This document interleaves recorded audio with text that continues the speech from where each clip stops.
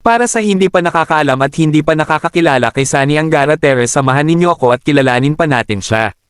Si Juan Edgardo Sonny Angara ay isang kilalang politiko at abogado sa Pilipinas.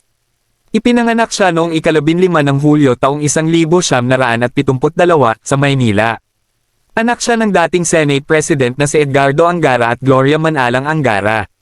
Nag-aral siya sa Xavier School at nagtapos ng Bachelor of Science sa International Relations mula sa London School of Economics.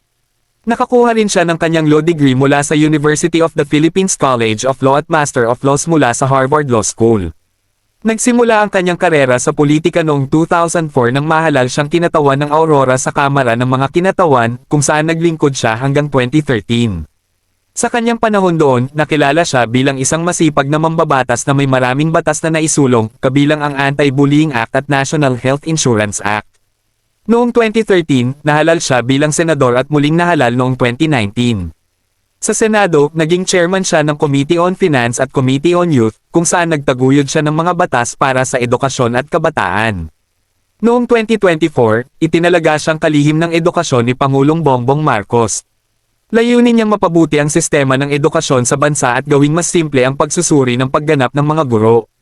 Si Sonny Angara ay kilala rin bilang tagapangulo ng Samahang Basketball ng Pilipinas simula noong 2016 at patuloy na nagsusulong para sa pag-unlad ng sport sa bansa.